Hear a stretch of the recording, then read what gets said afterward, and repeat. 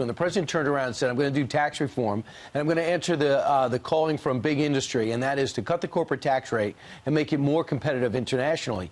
He thought the car companies would answer and respond affirmatively, and for the most part they have. But he still can't make sense of the closing of a GM plant right in the middle of Ohio, Lordstown, Ohio. And he says, why are you guys closing? I don't get it. They quickly said it's about the unions, UAW, and the president took on both over the weekend. Yep, that's right. He tweeted this out first. Just spoke to Mary Barra, the CEO of General Motors, about the Lordstown plant, where they had 1,700 employees until last week. I'm not happy that it is closed when everything else in our country is booming. I asked her to sell it or do something quickly. She blamed the UAW union. I just don't care. I just want it open.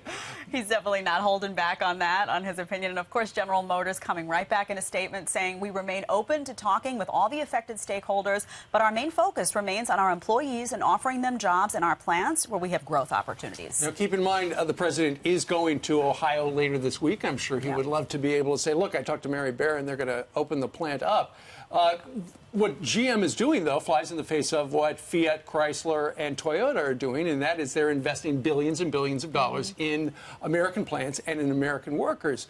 But unfortunately, the economic realities are that particular plant just made sedans, and not many people are buying sedans right now. So rather than retrofit it and become something else, they're just going to close it down. They closed it down. Yeah, it's kind of interesting. I'm a little torn on it because you don't really love a president getting involved in big business, but he's frustrated and he wants to put pressure. It's jobs. Bill Bennett weighed in last night. He sat down with Mark Levin, and this is part of what he ascertained from the president's mission. Trump looks for fights. He starts them, but he usually has a good reason, a good cause. But boy, he's resilient, he's tough, and I admire very much what he's doing because I know he means it when he talks about American greatness and how he wants to make this country great again.